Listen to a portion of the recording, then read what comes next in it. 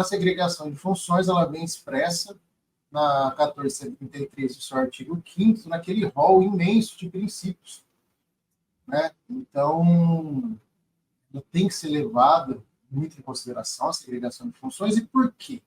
Porque ela visa a prevenção tanto das falhas do processo, né, falhas que podem acontecer, porque quando você tem a segregação de funções, várias pessoas colocam a mão dentro do processo. Então, é muito mais fácil você corrigir algumas falhas do que simplesmente naquela rotina do dia a dia, que você faz tudo, acaba entrando no automático e não consegue realmente ver o que realmente tem de errinhos ali pequenos, bobos, que acaba atrasando o processo.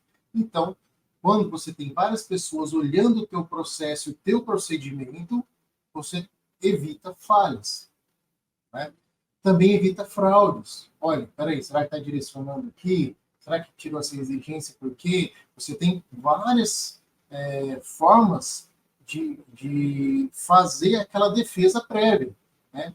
De evitar fraudes, de evitar direcionamentos, de evitar uma série de coisas que vão te trazer problema para a administração, e às vezes pessoais, né?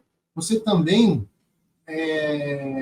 evita aquele conflito de interesse. Porque lembra, o interesse é o interesse público. Quando a gente começa, desde do DFD, muito menos até no PCA, a gente fala em interesse público.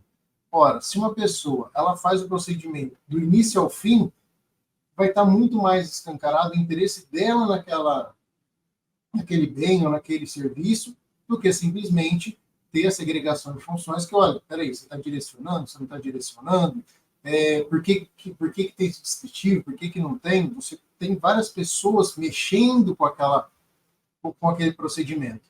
Então, também, o principal ponto da segregação de funções é delimitar a atribuição de cada um, que cada um faz o quê dentro do processo licitatório, de forma que você vai evitar um monte de problemas, porque você pode ter vários olhos olhando e cuidando daquele processo. A gente tem uma definição um pouquinho melhor a respeito disso, quando a gente vai para o parágrafo 1º do artigo 7º da própria lei, que ele vai já dizer assim, ó, que é vedada a designação do mesmo agente público para, olha, a gente está falando aqui de agente público e não de agente de contratação, tá? Já tem essa primeira ressalva. Para atuação simultânea em funções mais suscetíveis de risco, de modo a reduzir a possibilidade de ocultação de risco e de ocorrências de fraudes na respectiva contratação. Bom, aqui a gente já tem a noção de que existem fases no procedimento licitatório. A gente tem a fase prévia, depois, ainda dentro da fase interna, vários artefatos para serem feitos, depois vai para a fase externa, depois tem a execução do contrato e a liquidação dele. Então, a gente tem bastante fases dentro do processo licitatório. E a gente precisa prestar atenção nisso.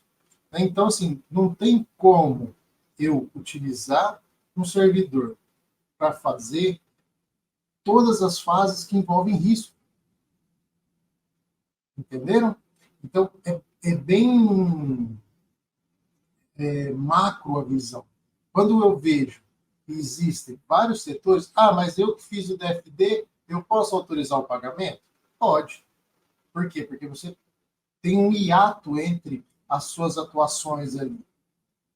Entendeu? Qual que é o principal ponto? Olha, se eu tive uma falha, se eu errei aqui, a tendência natural do ser humano é esconder o erro. Muita gente, ao invés de tentar resolver e fazer o saneamento do processo, ela assim, não, vamos ver se passa.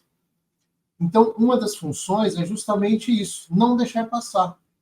Você identificou o erro, tem que fazer. Muitas das vezes, o pessoal tem a ideia de ocultar esses erros. Né? Das outras vezes deu certo, acho que essa vai dar certo também na licitação passada. Gente, a gente está falando desde planejamento, né? Tudo que envolve a 1433, ela tem muito de planejamento. Então, não dá para, identificando um erro no começo, querer ocultar esse erro. E também, como eu já falei várias vezes, a questão de fraude. Ora, se nessas situações suscetíveis de erros e de risco, né, a hora que eu vou definir o objeto, a hora que eu vou fazer o pagamento, a hora que eu vou fiscalizar o contrato, a hora que eu vou gerir o contrato, eu tiver uma segunda intenção, eu posso burlar. E a segregação de função, ela vem justamente para isso, para que não corra risco de fraudes dentro do processo de contratação, desde o início da fase interna até a liquidação daquele contrato, né? O seu pagamento, a sua execução, o recebimento e tudo mais.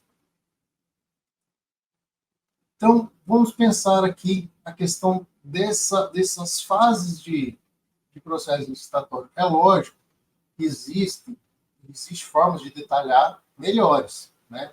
Só que, como eu disse, aqui a gente está pensando da forma macro. Então, assim, da maior forma possível, eu consigo identificar o processo licitatório em 4 situações divisíveis. A primeira é a fase de planejamento, é onde eu vou montar o meu PCA, e depois eu vou fazer o documento de formalização de demanda e vou fazer o meu estudo técnico preliminar. Ali, é tudo fase preparatória, tudo planejando, até combinar no edital e no termo de referência.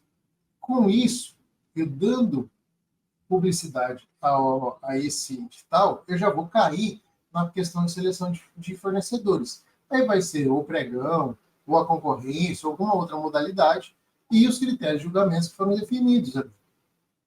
Então, eu já tenho uma primeira fase de planejamento prévia.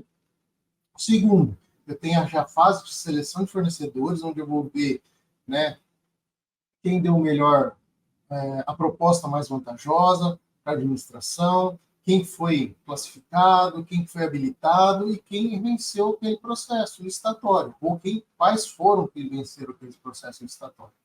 E dali, eu vou gerar os meus contratos. Bom, já passei 2 fases, chego na fase de execução do contrato.